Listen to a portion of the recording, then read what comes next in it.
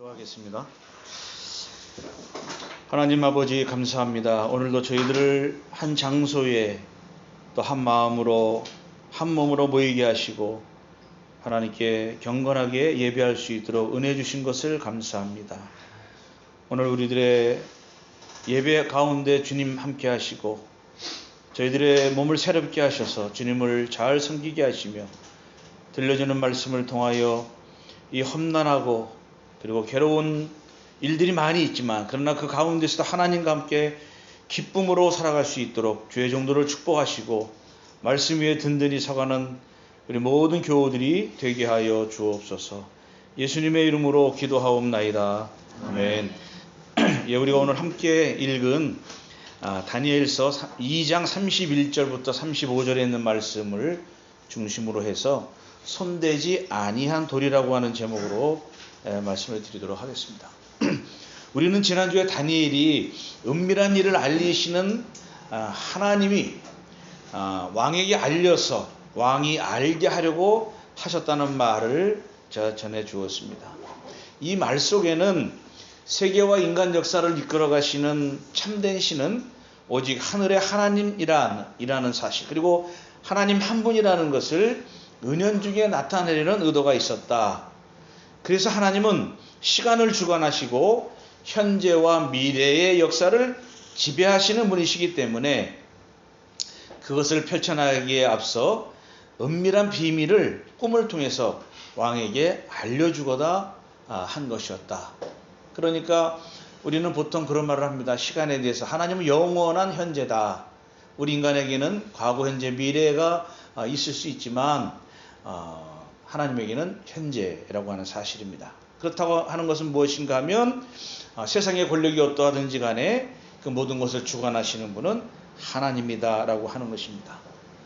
그런데 우리는 우리의 간절한 기도에 때로 하나님께서 침묵하실 때가 있어서 실망하기도 하지만 어떤 사건과 만남을 통해서 경험하고 깨달은 하나님이 주신 은혜, 그리고 우리의 삶을 이끌어 가시는 하나님의 신비로움과 능력을 증언하는 삶이 우리 신자들에게 있었으면 좋겠다라고 하는 것입니다. 때로는 우리가 기도해도 늦은 응답이 있고 또 더디게 이루어지는 어떤 과정들이 있기 때문에 우리가 불평도 하고 원망을 하기도 하지만 나를 향한 하나님의 시간이 있는 것을 우리가 깊게 체험하면 느리게 이루어지는 응답과 회복도 또 그런 과정도 하나님의 은혜라고 여기게 될 것이다 라는 것입니다. 우리가 작은 씨앗이 언제 자라는지 모르지만은 잘 자라가고 있고 또 자라는 동안 비바람과 또 벼락 같은 또 천둥과 같은 것들을 이 나무들이 오랜 세월을 견뎌내면서 결국에는 수려한 화려한 잎을 가지고 사람들에게 안식과 위로를 주는 아름다움을 가지고 있는 거목이 되지 않습니까? 되는 것처럼 하나님은 우리의 삶에서 일어나는 크고 작은 일들, 때로는 상실, 때로는 고난, 때로는 기쁨과 행복, 이런 작은 일들 속에서 우리를 하나님의 형상으로 아름답게 빚어 가실 줄로 믿습니다.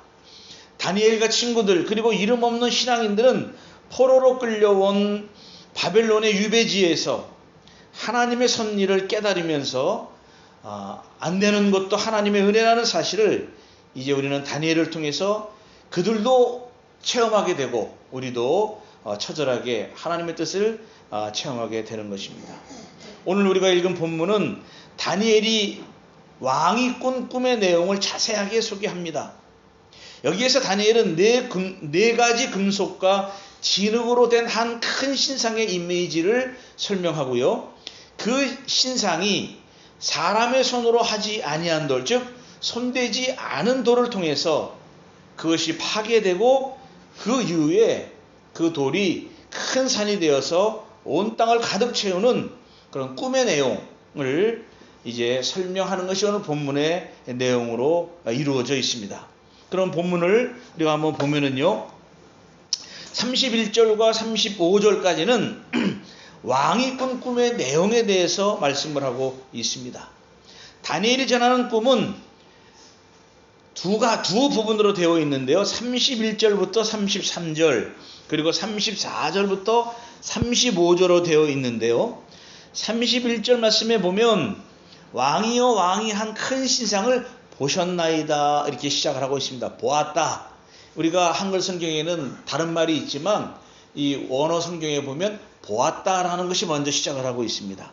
그리고 34절 가서도 보면 또 왕이 보신즉 그랬습니다.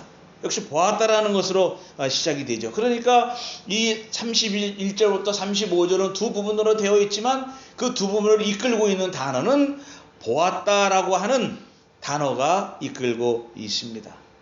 그래서 당신, 이제 그 다니엘이 왕에게 당신, 왕이여 당신은 보고 있었습니다. 그리고 보소서 이렇게 시작을 하고 있습니다. 왕은 꿈속에 자기 앞에 우뚝 서 있는 한 큰 신상을 보았습니다. 이것은 마치 다니엘이 왕이 꾼 꿈을 왕 자신의 눈으로 보는 것처럼 말하고 있습니다. 그래서 이 신상이 주는 이미지는 세 가지로 나오고 있는데요. 첫 번째는 크다, 두 번째는 광채가 엄청나다, 그리고 두렵다라고 표현하고 있습니다. 그래서 여기 보면 크다를 두 번 강조하고 있고요. 그리고 광채가 엄청나고 두렵다라고 하는 표현은 신상이 공간적으로 크고 위험이 있고, 그리고 보는 자를 압도할 만큼의 광채를 내고 있고 큰 위협을 느낄 정도로 생김새가 무시무시하다라고 하는 것입니다. 오늘 우리들이 한국의 어떤 사찰이나 이런 데 가면 큰 상들이 있잖아요. 그리고 또 입구에 보면 어떤 그런 상들이 있지만 우리에게는 생소할 수도 있을 수도 있지만 이 당시에는요, 신들과 왕들을 위한 조각상들이 사실 여러 지역에 세워져 있었다고 합니다. 그래서 느부갓네살 왕이 본 신상이 우리에게는 생소하고 좀 그럴지라도 그 시대에 살아가는 사람들에게는 완전히 낯선 어떤 새로운 모양은 아니었다라고 하는 것입니다. 그래서 히타이트의 제사를 드릴 때 있었던 신상은 금과 은과 동과 쇠로 만들어졌고요. 그리고 여러 재료들을 섞어서 하나의 신상으로 만들어지기도 했다라고 하는 것입니다. 그러면 32절부터 33절은 구체적으로 이 신상이 어떻게 구성되어 있는지를 우리에게 정보를 알려주고 있는데요. 이 신상은 인간의 모양을 하고 있다. 그래서 신상의 머리는 좋은 금, 가슴과 팔들은 은, 배와 넓적다리들은 놋, 종아리들은 철로 되어 있고 발은 일부는 철이고 일부는 진흙으로 되어 있었다라고 하는 것입니다. 그러니까 이 신상은 네 가지의 금속과 하나의 진흙으로 만들어졌다. 그러니까 두려움을 주는 이 신상은 한 가지 재료가 아니라 각기 다른 재료로 만들어졌다는 것입니다. 이 신상이 왕 앞에 서 있는데 왕이 본 신상의 모습은 두려웠고, 그리고 두려웠다라고 하는 것은 왕의 반응이 두렵다는 것이 아니라 이 신상이 상징하는 나라가 백성들을 두렵게 하는 신상이다라는 뜻을 가지고 있습니다. 그런데 이 신상을 보니까, 왕이 보니까 어떤 돌이 나타납니다. 이 돌은 두 가지 역할을 하는데, 이 돌은 신상을 깨트리고 큰 산을 이루어서 온 세계에 가득 채운다. 그런데 이 신상을 깨뜨리는 돌은 34절에 보면 뭐라고 나와 있습니까? 손대지 아니한 돌이다. 아마 이게 옛날 성경에는, 전의 성경에는 뜨인 돌이다라고 아마 이렇게 번역이 되었던 것 같아요. 저도 머릿속에는 뜨인 돌로 알고 있었는데 이 성경을 읽어보니까 손대지 않은 돌이다라고 얘기를 하고 있습니다. 그러니까 여기 보면 rock was cut out. 그러니까 이 돌은 어떤 손대지 않았던 것은 누가 인위적으로 뭔가 조각을 하거나 떼어난 돌이 아니라라고 하는 것입니다. 그러니까 사람의 손에 의해서 다듬어지지 않는 돌이에요. 그런데 45절에 가서 보시면 이 돌이 산에서 나왔다 그럽니다. 산에서 나왔다. 그러니까 산에서 나온 손대지 않은 신비한 돌이다라고 하는 것입니다. 신상은 겉으로는 화려하고 장엄하게 보였지만 이 손대지 않은 돌에 공격을 받고 이제 공격을 받으니까 신상을 지탱시키고 있는 발이 망가지게 되고요. 두 가지 결과가 일어납니다. 철과 진흙과 녹과 은과금이 다 부서져 여름 타작마당에 겨같이 되어 바람에 날려서 간 것이 어디인지 모르게 사라져 버렸다. 그러니까 완전히 부서져 먼지처럼 사라져 버렸다는 거예요. 흔적을 찾지 않을 정도로 이 산에서 나온 이 돌이 크기가 얼마인지는 모르지만 어찌됐든지 간에 이 큰 신상을 완전히 부서뜨려서 없어질 정도로 만들어 버렸다. 그리고 신상을 친 돌은 태산을 이루었다. 그러니까 큰 산을 이루어서 온 세계가 가득하게 되었다라고 하는 것입니다. 그래서 전 세계를 덮어버릴 정도가 되었다라고 하는 것입니다. 그러니까 커다랗게 변해버린 돌과 먼지처럼 사라져버린 신상의 어떤 비교, 크기의 비교, 그리고 손대지 않은 돌이 왕이 꾼 꿈의 전체를 압도하고 있는 것을 우리가 보게 됩니다. 그런데 이 바람에 날려 겨가 된 신상이라고 하는 것은요, 이사야 41장 15절에 보면은 이런 말이 있습니다. 보라, 내가 너를 네가 날카로운 새 태작기로 삼으리니 네가 산들을 쳐서 부스러기를 만들 것이며 작은 산들을 겨같이 만들 것이라 라는 말씀. 그리고 시편 1편 4절에 보면 악인은 그렇지 아니하며 오직 바람에 나는 겨와 같도다 라고 그랬습니다. 또 타작마당이라고 하는 것은요, 마치 예레미야 51장 33절에 보면 이렇게 말씀이 있어요. 만군의 여호와 이스라엘의 하나님께서 이와 같이 말씀하시되 딸 바벨론은 때가 이른 타작마당과 같은지라 멀지 않아 추수 때가 이르리라 하시도다. 이런 앞선 선지자들의 말씀을 보면 오늘 이 본문의 말씀, 바람에 날려 겨가 되고 타작마당이라고 하는 것은 이미 사라져버릴 어떤 악의 그 결말에 대해서 말씀을 하고 있는 것입니다. 그래서 우리가 여기서 유의하게 좀 봐야 될 지점은 뭔가 하면은요, 돌이 타격하는 부분에서 이 신상에서 가장 약한 곳은 쇠와 진흙으로 이루어진 발이에요. 그래서 앞에서 신상을 순금이나 은이나 놋과 철과 진흙 등 5단계 또는 4단계로 구성된다고 서술했다면 이 신상이 무너질 때는 역순으로 쇠와 진흙, 놋과 은과 금의 4종류로 서술하고 있습니다. 그러니까 가장 비싸고 귀한 금으로 시작한 신상은 가장 불안정하고 연약한 진흙으로 끝이 난다라는 말씀입니다. 자, 이런 신상의 모습이고요. 이제 36절부터 38절은 다니엘이 해석하는 첫 번째 꿈 이야기입니다. 그래서 36절부터는 왕이 꾼 꿈에 대한 해석을 시작을 하는데요. 제일 먼저 금 머리에 관한 것입니다. 36절에 보면 그 꿈이 이러한즉 내가 이제 그 해석을 왕 앞에 아뢰리다라고 말씀을 하는데요. 금 머리는요, 계시를 받은 당사자인 느부갓네살 왕을 가리키고 있습니다. 그래서 왕은 37절에 여러 왕들 중에 왕이라고 합니다. 그러니까 이 느부갓네살의 왕의 권력이라 그럴까요? 지위가 상당히 높다라는 것이죠. 그래서 하나님은 이 왕에게 나라와 권세와 능력과 영광을 주셨고 38절에 보면 사람들과 들짐승과 공중의 새들 어느 곳에 있는 것을 막론하고 그것들을 왕의 손에 넘기사 다 다스리게 하셨으니 왕은 곧 그 금 머리라고 말씀을 하고 있습니다. 그러니까 이 지금 느부갓네살 왕이라고 하는 이 사람의 권세와 지위는 가장 높고 막강한 권세를 가지고 있는데 사람들뿐만 아니라 동물의 세계까지도 다스릴 정도다라고 하는 것입니다. 그러면 이 말씀은 뭔가 하면 이 느부갓네살 왕에게 이런 모든 것들을 통치할 수 있는 권세와 능력과 영광을 주었다라고 하는 것은 하나님께서 느부갓네살 왕을 통해서 하나님의 통치가 보편적으로 이루어지고 있다.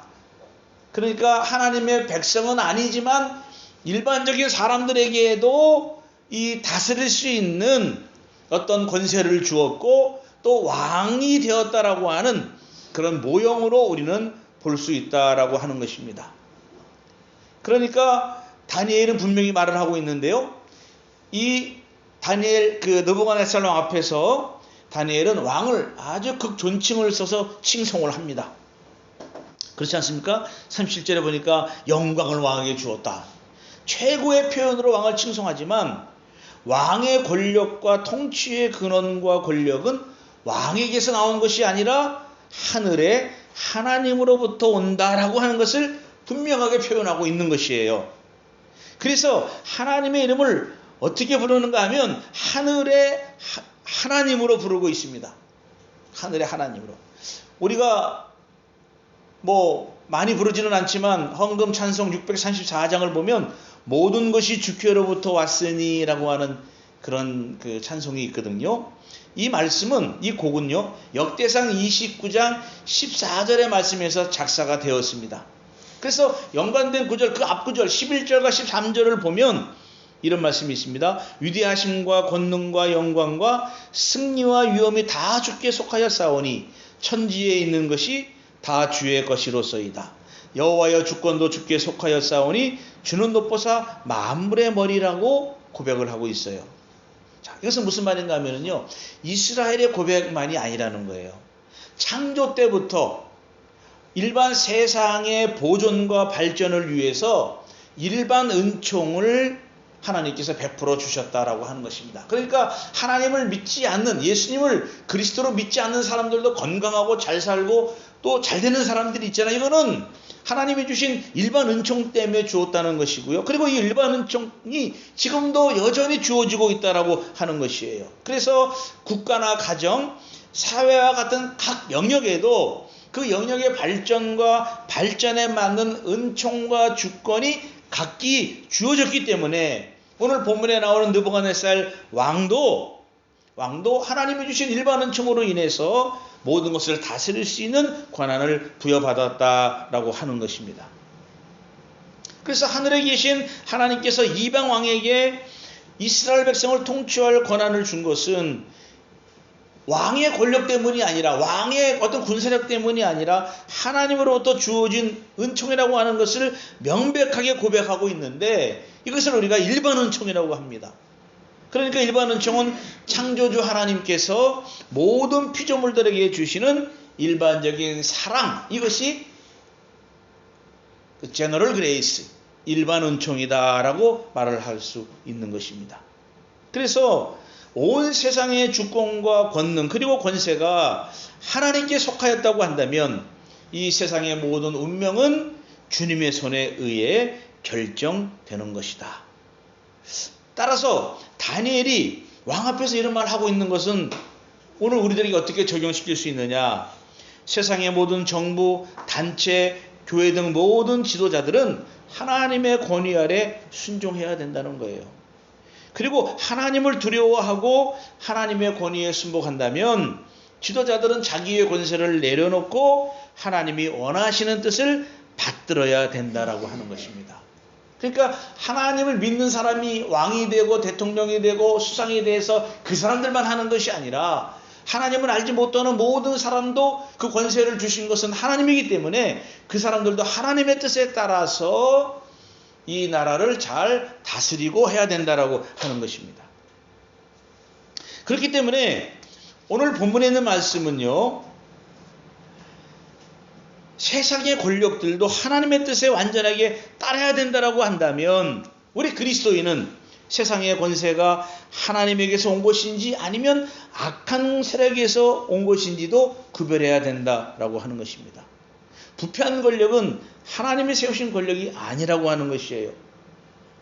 하나님의 권세를 주었지만 하나님의 뜻을 따르지 않은 왕들이 받았던 하나님의 심판을 우리는 역사를 통해서 볼 수 있습니다. 특별히 구약 성경을 보면 이스라엘 왕들을 보시면은요, 왕들의 멸망 원인이 하나님을 떠나 자신의 마음대로 권력을 휘두른 결과임을 우리가 발견할 수 있어요. 하나님의 뜻을 받들지 않고 왕의 마음대로 정치하다 보니까 멸망을 당했는데요, 상당히 불행한 결과를 맞이하는 것을 우리가 압니다. 예를 들어서 오므리 왕조 같은 경우는 다 쿠데타에 의해서 왕들이 살해당하고 그 왕조가 무너지거든요. 그러니까 왕들이 하나님의 뜻을 떠난 것에 대해서 예언자들은 매우 단호하고 분명하게 말씀을 선포합니다. 그러니까 권력을 두려워하지 않은 선포죠. 이것을 우리는 예언자적 선포라 이렇게 말을 하고 있습니다. 그래서 우리가 이사야서 1장 2절과 4절에도 보면 하나님께서는 이스라엘이 배은망덕하고 죄를 범하였을 때 다른 나라를 통해서 이스라엘을 징계하는 것을 우리가 보게 됩니다. 그래서 징계를 받은 이스라엘은요, 자기 멋대로 살면서도 하나님이 제정한 방법대로 예물과 예배를 드리고 기도하면 하나님이 그것을 받고 기뻐하시고 회복시킬 줄 알았지만, 자, 제 멋대로 살았다는 데가 더 중요한 말이죠. 그러니까 우리가 이 세상에서 아무렇게나 살면서 그냥 나와서 교회 와서 예배드리고 헌금하고 봉사하면 된다. 이건 아주 잘못된 생각이라고 하는 것입니다. 그래서 예언자들이 이 거의 목숨을 내놓고 왕 앞에서 선포한 내용은 무엇인가 하면 단순히 사회를 고치거나 사회 정의를 위한 메시지가 아니라 하나님의 백성이 세상에서 주어진 사회적 책임에 대한 실천을 철저하게 행하는 것이 하나님 백성다운 삶이다. 이것을 외쳤다라고 하는 것이에요. 그러니까 다니엘도 왕의 사명이 무엇이냐? 그것은 우주 만물을 지으신 하나님의 선한 사역을 백성들에게 펼치는 것이라고 그런 의미에서 말을 하고 있는 것입니다. 그래서 왕이 사는 길이 무엇인지를 제시해주고 있습니다. 그래서 예언자들의 말씀은요, 책망과 저주가 중요한 메시지가 아니에요. 물론 책망이 있습니다. 지키지 않으면 저주를 받는다는 말씀도 있습니다. 그러나 반드시 예언자들은 심판 메시지와 더불어 소망의 메시지와 함께 선포가 되었고 끝을 맺음을 알 수 있습니다. 그래서 우리가 다니엘을 읽어가면서 하나님께서 다니엘을 통해서 책망을 하고 고치기를 바라고 살아가기를 원하지만 그렇게 하지 않으면 책망을 받고 저주를 받지만 그러나 그 뜻을 행하게 되면 하나님의 복을 받는다라고 하는 말씀을 함께 선포하는 것을 우리가 앞으로 알 수가 있습니다.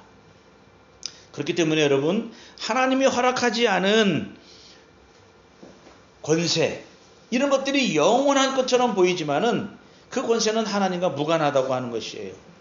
그래서 우리도 하나님의 택한 백성이라고 한다면 하나님의 뜻이 무엇인가를 알아차리고 하나님의 마음이 아픈 사람이 되기를 원해야 된다는 거예요.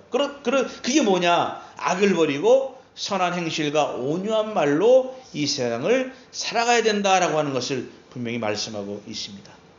두 번째로요, 39절부터 43절은 다니엘이 해석하는 두 번째 꿈 이야기입니다. 이 앞번에서 첫 번째 금속을 왕이라고 해석을 했다면 첫 번째에 그 앞에서 금속을 왕이라고 해석을 했다라고 한다면 39절은 금속을 나라로 해석을 합니다. 자, 39절 왕을 뒤에 왕보다 못한 다른 나라가 일어난다 이렇게 말씀을 했어요. 이제 조금 뒤에 말씀을 드리겠지만 이 금속이 과연 무엇을 뜻하느냐라고 하는 것입니다. 왜 그런가 하면 첫 번째 금속을 왕이라고 한다면 나머지 그 재료들이 나오잖아요. 이 재료들을 역시 다른 왕으로 해석할 것인가? 이 39절의 금속을 나라로 해석한다면 다른 재료들을 나라로 해석할 것인가에 대한 그런 문제가 생긴다는 거예요. 이것은 무엇과 연결이 되냐면 이 다니엘서가 언제 기록이 되었느냐라는 것과 연결이 되어 있습니다. 조금 이따 제가 말씀을 드릴게요.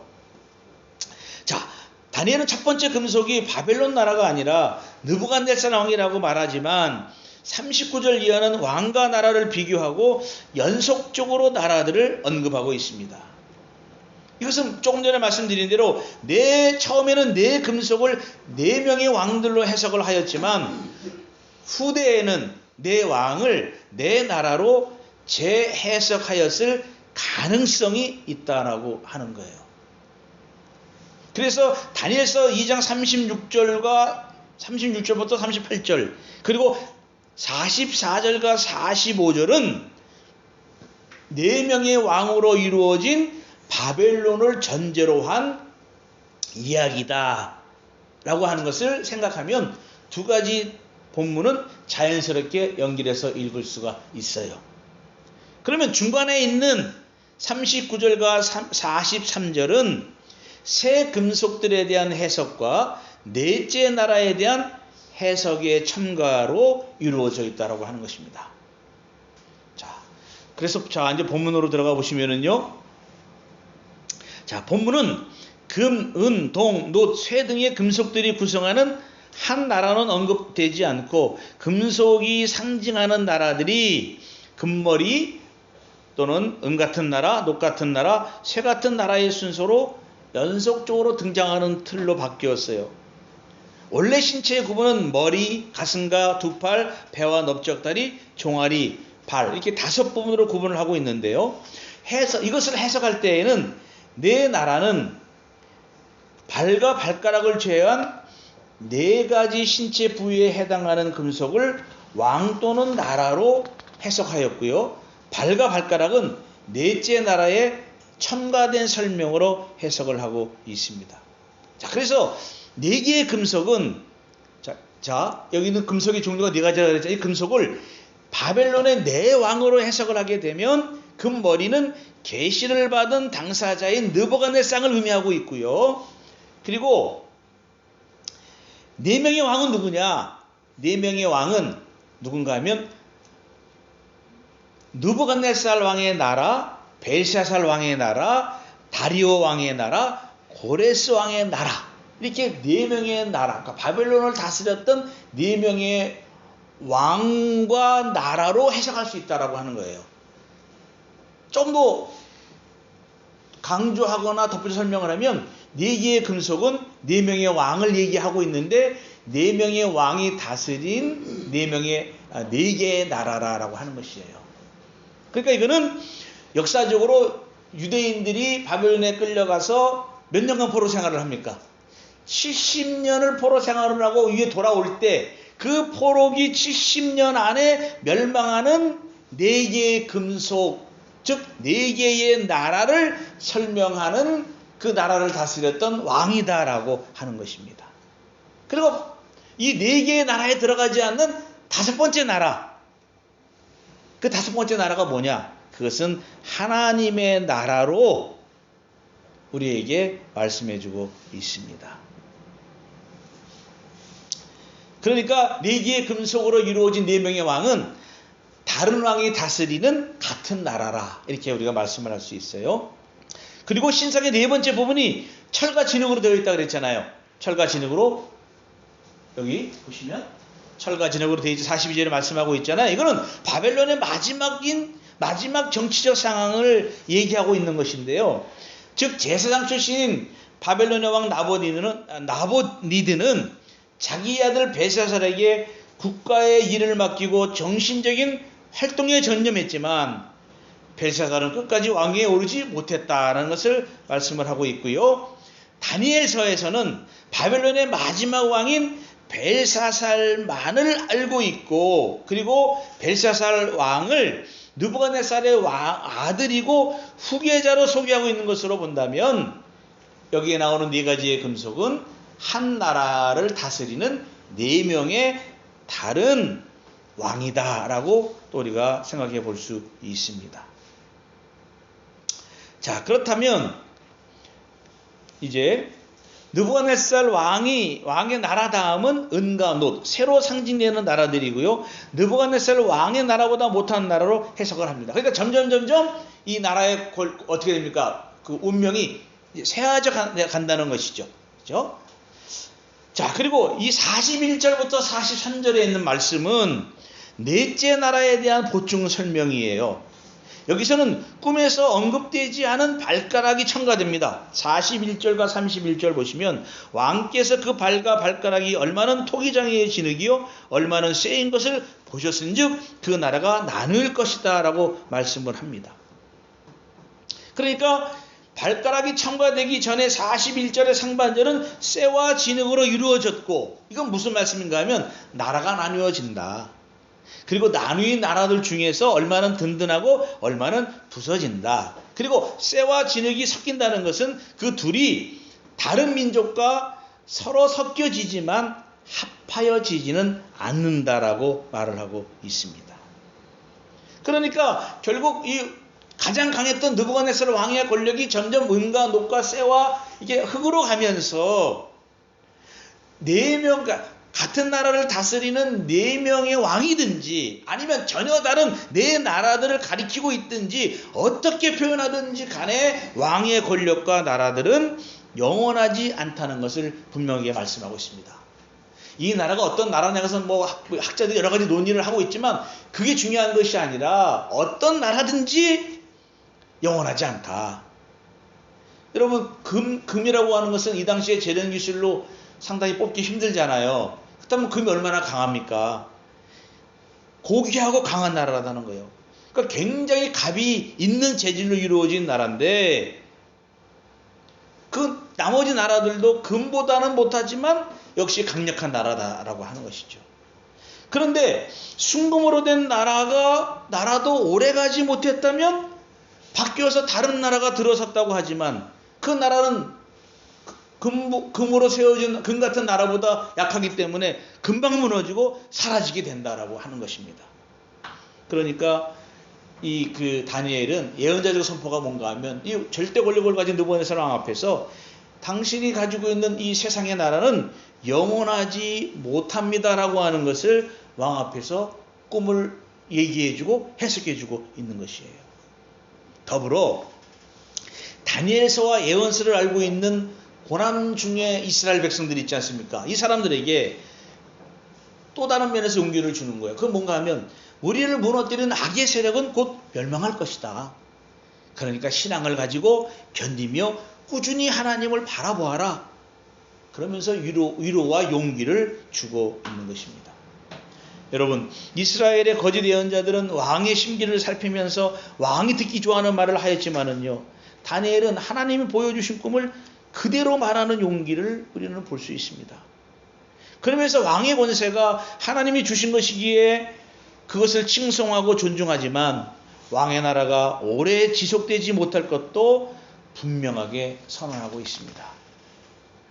은과 노새 나라가 사라진 후에 대신 쇠의 나라가 차지하였습니다. 이 나라는 쇠처럼 단단하고 강력하며 다른 나라들을 정복하는 나라입니다. 그런데 위에서 잠깐 언급한 것처럼 이 나라 네 번째인 이 쇠의 나라는 쇠와 진흙이 섞인 나라라 그랬습니다. 이것이 41절과 43절에서 언급하고 있는 것은 쇠처럼 강하기도 하고 진흙같이 약함도 있지만 합쳐질 수 없고 반드시 제국의 속성상 한 나라만이 존재할 수밖에 없기 때문에 다른 나라를 정복하게 된다. 그렇다면 가장 나중에 남은 나라가 가장 강한 나라라고 볼 수 있다라고 하는 것입니다. 자, 그렇다면 아까는 한 나라에 네 명의 다른 왕이라고 해서 제가 말씀을 드렸잖아요. 그렇다면 또 다른 게 있어요. 여기서 말하는 네 가지 재료가 어떤 나라로 해석하는 경우가 또 있습니다. 나라. 어떤 나라냐? 그것은 이 네 개의 재료를 네 명의 왕으로 보았다고 하는 것은 바벨론 입장에서 본 것이고, 또 하나는 바벨론이 아니라 다른 배경이 있는데 그것은 뭐냐? 바벨론의 포로 시기와 헬라, 그리스의 배경과 로마의 배경도 있다라고 하는 것이에요. 자, 그래서 네 나라가 구체적으로 어떤 나라들을 언급하고 있지는 않지만 강하기도 하고 약하기도 하고 온 세상을 다스리는 나라의 특징이 있지만 하나님의 나라가 오기 전에 제국을 다스리는 마지막 나라가 가장 강할 수 있지만 그러나 그 나라도 반드시 멸망된 운명을 지니고 있다라고 하는 사실입니다. 그러면 네 나라는 어떤 나라냐? 자, 보세요. 금으로 표현된 나라는 바벨론이고요. 은으로 표현된 나라는 메데와 페르시아. 그리고 노스로 표현된 나라는 그리스.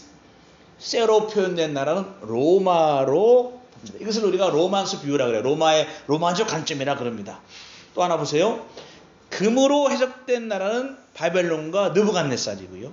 은은 메데, 노스는 페르시아, 쇠는 그리스.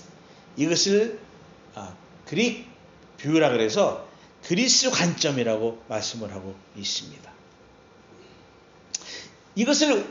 이 나라들을 지금 우리와 연관을 시킨다고 한다면 알렉산더의 헬라 제국과 로마, 그 다음에 로마 제국이 나타나잖아요. 그리고 그 이후에 나타나는 제국들을 우리에게 알려주고 있습니다. 우리가 역사상에서 제국이라 불리는 나라들을 보면 스페인 제국이라고 말을 하기도 하고, 또 해상을 잡았던 네덜란드, 그리고 이 무적 함대를 물리치고 해가 지지 않는 나라로 일컬어졌던 영국, 그리고 그 다음에는 파시즘으로 연결되는 전체주의 국가들, 그리고 오늘날 군사력과 금융으로 세상을 제패하고 있고, 거기에 도전하는 나라들이 오늘 여기에 나타나고 있는 마지막 나라로 우리가 생각해 볼 수 있다라고 하는 것입니다. 오늘날 가장 강력한 군사력과 경제력과 뭐 그런 것이 있다고 할지라도 우리가 성서적인 관점에서 보면 그 나라들도 하나님의 뜻대로 행하지 아니하면 그 나라들도 결국에는 멸망당하게 될 것이다 라고 하는 것입니다.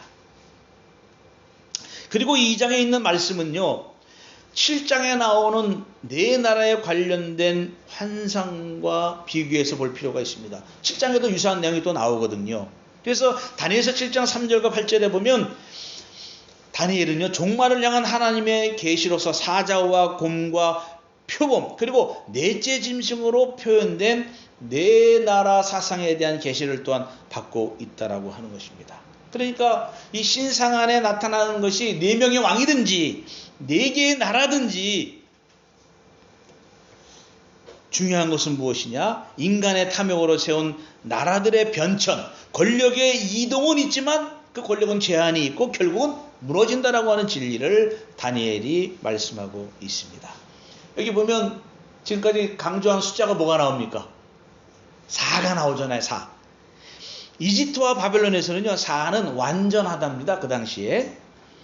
근데 성경에서 숫자 4는 하나님이 창조하신 우주 전체를 나타낸다고 하는 겁니다. 그래서 창세기 2장 10절에 보면 강 하나가 에덴에서 흘러나와 동산을 적시고 그곳에서 갈려져 네 줄기를 이루었다는 말씀처럼 숫자 4이라고 하는 수는 하나님이 창조하신 전 우주, 전 세계를 표시하고 있습니다. 그렇다면 본문의 네 나라는 세상의 모든 나라와 역사를 통해 존재한 모든 나라인데요, 우리가 다니엘서를 특정한 시대로 읽을 수 있습니다. 바벨론의 시대도 읽든지 로마의 관점으로 읽든지 그리스의 관점으로 읽든지 당연하지만 오늘날 21세기에 존재하는 국가들과 오늘의 시대를 지배하는 시대 정신을 의미한다라고도 볼 수 있습니다.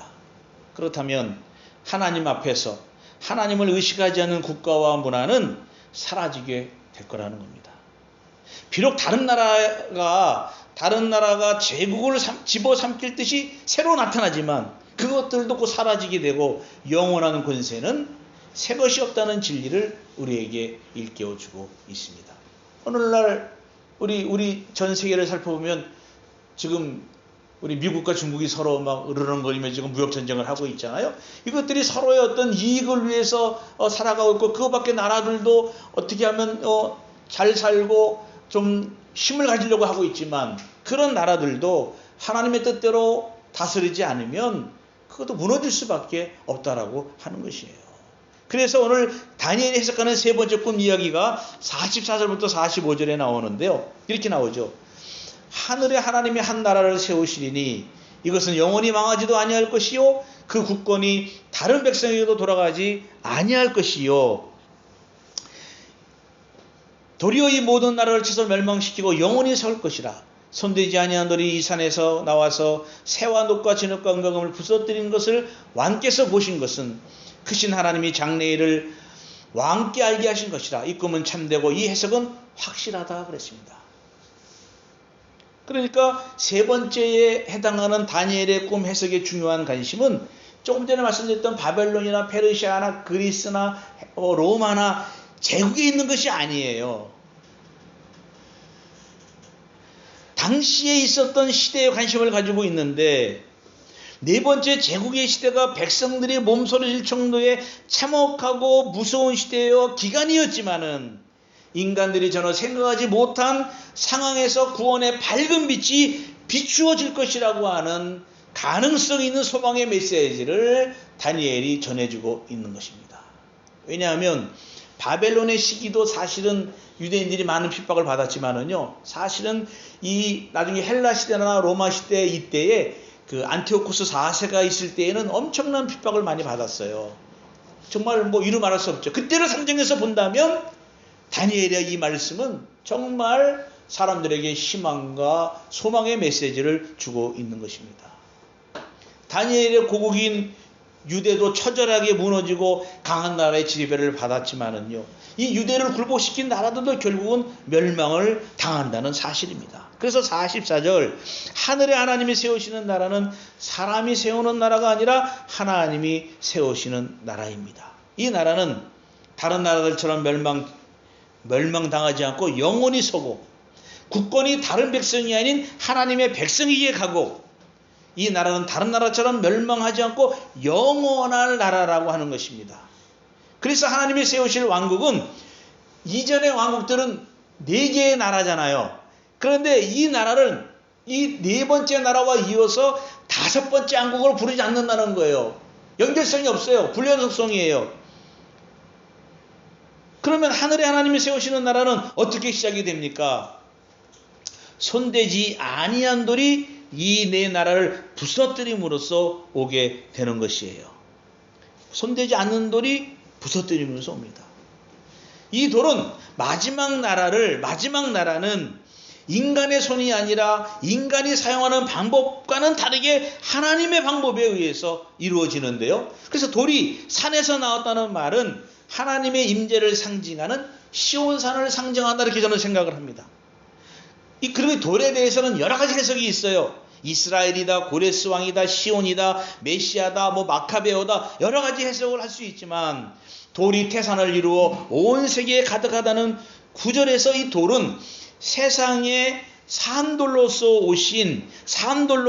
메시아로 오신 그리스도의 임재와 주님의 구속함과 다스림, 그리고 그의 통치에 참여하는 백성들로 가득하게 될 것이다. 그러니까 예수님이, 산돌이신 예수님이 종말의 때에 오셔서 세상의 권력을 무너뜨리게 되면, 그 무너뜨린 그 산돌을 통하여 모이게 된 하나님의 백성을 말씀하고 있다라고 하는 것입니다. 그래서 예수님은 마치 베드로서 2장 4절에 보면 건축자들이 쓸모없다고 버린 돌같이 취급을 당했지만 믿는 자들에게는 모퉁이의 머릿돌이 되었다라고 말씀하고 있습니다.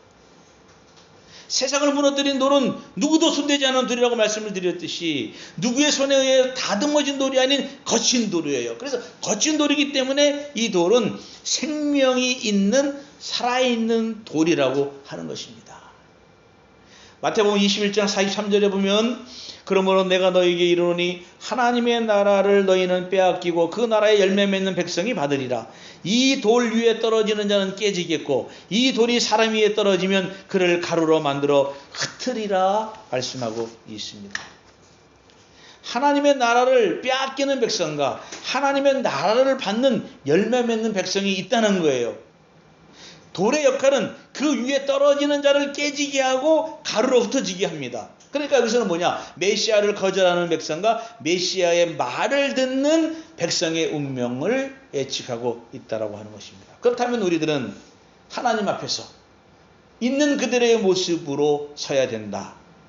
세상의 권력과 물질의 힘을 얻으려고 불안이나 절망에 빠지지 말고 예수 그리스도의 존재 앞에 서서 내 자신의 삶을 주체적으로 만들어야 된다는 것입니다.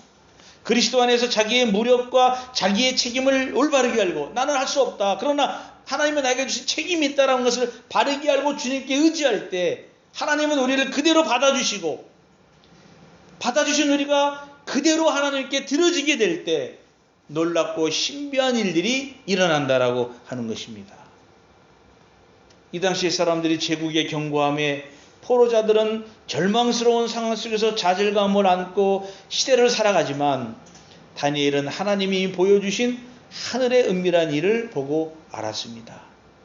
우리는 이 구약과 신약을 연결해서 읽으면서 하나님이 나라를 주신다는 사상이 다니엘서 7장에도 나오고 누가복음 12장 32절, 고린도전서 15장 24절에서 나타나게 되는데요. 역사의 종말에 모든 권세와 능력을 멸하시고 나라를 아버지 하나님께 바칠 때라고 말을 하고 있습니다. 그러므로 다니엘은 지금까지 말한 꿈의 의미를 요약해서 말씀하고 있습니다. 크신 하나님이 장래일을 왕께 알게 하신 것이라. 그리고 다니엘은 왕에게 전한 자신의 꿈이 정말 진실하다 하는 것을 말하기 위해서요, 이 꿈이 참되고 이 해석이 확실하다. 마치 우리가 어떤 계약서를 쓰고 그 조약을 맺으면 맨 밑에 뭘 합니까? 서명을 하잖아요. 서명을 해서 이게 내 서류다, 내가 한 것이다 하는 것처럼 다니엘은 역사에 참된 주관자가 하나님이심을 강조하면서 자신의 꿈 해석을 마치고 있습니다. 그러므로 하나님이 세우시는 나라, 다니엘의 꿈 해석에서 하나님이 세우시는 나라는 하나님이 선포한 하나님의 나라를 예견한다. 주님의 나라는 세상에 강한 모든 것을 무너뜨리시고 새롭게 하실 것이에요. 지금 다니엘은 당장 무엇이 어떻게 될지 잘 모릅니다. 그는 언젠가는 이 땅에 반드시 이루어질 하나님이 세우시는 나라를 기다리면서 포로지에서 사는 여러 민족의 사람들에게 하나님의 나라를 선포하면서 그것을 기다리라고 증언하고 있습니다. 어떻게 보면 어떤 분은 이것을 이미 나라가 정해져 있잖아요. 여기 꿈의 해석에 의해서. 그래서 역사가 결정됐다. 역사 결정론을 말하는 사람도 있습니다. 그렇다면 우리는 뭘 해야 되냐, 이미 정해져 있는데. 그래서 어떤 사람은 야, 하나님이 이미 내 운명을 이렇게 정해놓았다면 내가 뭐 굳이 이렇게 한다고 해서 뭐가 바뀌어지고 변화가 없지 않겠느냐. 그래서 자신의 삶의 여정에 체험하는 사람도 있고, 어떤 사람은 될 대로 되라, 이미 결정된 운명 내가 이렇게 살다 가겠다, 이렇게 말하는 사람도 분명히 있어요. 그러나 하나님의 말씀인 성경은 베드로전서 2장 5절에서 하나님의 사람들은 산돌같이 신령한 집으로 세워진다고 했습니다. 여기서 신령한 집은 하나님의 교회를 말하고 있지만 장차 이루어질 하나님의 나라의 모습을 상징해주고 있다고 하는 것입니다. 그렇다면 우리가 살아있는 신자라고 한다면, 그리고 우리가 세상에 손대지 않는 그리스도의 손에 들려진다고 한다면, 그리고 성령의 역사에 의해서 다듬어지는 과정을 믿는다면, 현재를 살아가는 우리는 조금 전에 말씀드려도 뭐 될 대로 되라, 어떻게 되겠지라고 하는 그런 체념적인 신앙이 아니라, 절망하고 주저앉는 신앙이 아니라 그것을 견디어내고 이겨내고 달려갈 수 있다라고 하는 것입니다. 왕국을 다스리는 그리스도는 진실하고 의로우신 분이에요. 교만한 자를 낮추시는 분이십니다. 지극히 높으신 하나님은 손대지 아니한 산돌이신 예수 그리스도를 보내셔서 이 왕국을 직접 다스리시고 하나님의 뜻을 행하는 자들에게 하늘의 은총을 주십니다. 그리고 신비한 하나님의 나라의 베이스인 교회를 통해서 주님의 뜻을 이루어 가실 줄로 믿습니다. 우리가 신앙생활하면서 무엇인가 허전하고 만족하지 못한다면, 혹시 하늘에서 주시는 계시를 받지 못하고 땅의 것에만 너무 몰입하고 있지 않은가 생각해 보아야 되고요. 땅의 것으로만 가득 채우려고 하지 않는가, 우리는 더 생각해 보아야 됩니다. 여러분, 우리의 도움은 땅에 있는 권세자들에 의해서가 아닙니다. 오직 손대지 아니한 돌이 산에서 나와서 우리를 다듬어 가시고 그리스도가 우리에게 하늘의 지혜를 주시면 우리 영의 깊은 곳을 채우시고 반석의 물이 하늘의 만나처럼 우리를 배부르게 하실 줄로 분명히 믿습니다. 시편 기자는 이렇게 말을 합니다. 시편 121편 1절 2절에 내가 산을 향하여 눈을 돌리라. 나의 도움이 어디서 올까? 나의 도움은 천지를 지으신 여호와에게서로다 라고 말씀하고 있습니다. 이런 축복이 여러분들에게 함께 하시기를 주님의 이름으로 축복합니다. 우리 이 시간 하나님은 너를 지키시는 자, 우리 한번 찬송을 부르도록 하겠습니다.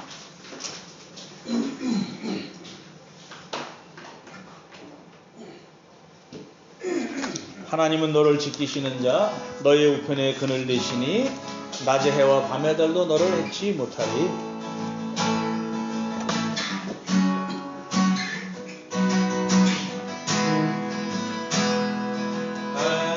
하나님은 너를 지키시는 자, 너의 우편에 그늘 대시니 낮의 해와 밤의 달도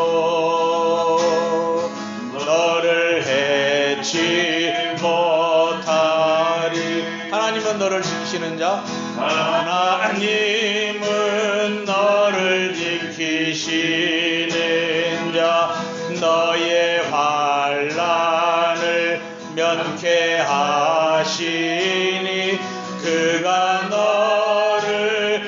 지키시리라. 너의 주님을 지키시리라. 눈을 들어 산을 보아라. 눈을 들어 산을 보아라. 너의 도움 어디서 오나. 천지 지으신 너를 만드신 여호와께로다. 눈을 들어 산을 보아라. 눈을 들어 산을 보아라. 너의 도움 어디서 오나. 천지 지으신 너를 만드신 여호와께로다. 우리 이 시간 하나님께 간절히 기도할 때 하나님 우리의 기도를 들어주시고 우리 교회를 축복해 주시고 우리의 삶을 인도해 주옵소서. 가장 간절한 기도의 제목, 또 아픈 분들을 아픈 부위와 상처를 위해서, 또 교회의 소망과 여러분들의 간절한 소원을 위해서 이 시간 주님 한번 크게 부르고 기도하겠습니다. 주여 하나님 감사합니다. 저희들을 불러주시고 은혜 주시고 축복해 주시니 감사합니다. 오늘 아버지 앞에 나와서 간절히 기도하며 다니엘의 꿈의 해석을 통해서 영원한 권력은 없다. 오직 주님만이 우리의 힘이시며 그분만이 세우실 나라를 위하여 살아가야 될 것이라고 다시 한번 다짐할 때에 주여 주여 주님의 종들에게 은혜를 주시고 가정에 간절한 기도 제목을 주어서 하나님만을 의지하게 하시고 의존하게 하시며 가정에 여러가지 소원들을 이루어 주시고 특히 아픈 자들에게 낫게 하여 주시고 안수하여 주시고 안찰하여 주시옵소서. 하나님의 크신 축복을 저들에게 내리어 주시옵소서. 하나님 아버지 감사합니다. 오늘도 저희들을 불러주시고 인도해 주시니 감사합니다. 다니엘의 꿈의 해석처럼 영원한 권력은 존재하지 않습니다. 손대지 아니한 돌이 나와서 모든 나라를 부수어뜨리고 하나님의 나라를 세워주실 때에 우리는 그와 함께 주님과 함께 서서 영원한 하나님 나라를 수호하며 달려갈 수 있도록 축복해 주시고 은혜를 내리워 주옵소서. 사랑하는 교회를 축복해 주시고 이 교회를 통하여 행하실 일들을 소망하며 기도하오니 주님 은총을 베풀어 주시고 주의 종들의 머리 위에 축복하시고 간절한 소원 위에 안수하여 주시고 특별히 연약한 육체를 축복하시고 안찰하여 주셔서 낫게 하여 주시며 주님을 바라보는 주의 거룩한 종들이 되게 하여 주시옵소서. 예수님의 이름으로 기도하옵나이다. 아멘. 지금은 우리 구주 예수 그리스도의 은혜와 하나님 아버지의 무한하신 사랑하심과 성령 하나님의 인도하심과 교통하심과 충만하신 역사가 주의 종들 머리 위에와 자녀들과 장래 위에와 나가는 직장과 경영하는 사업 위에와 주님의 핏값으로 사신 몸된 교회 위에 지금부터 영원토록 함께 있을지어다. 아멘.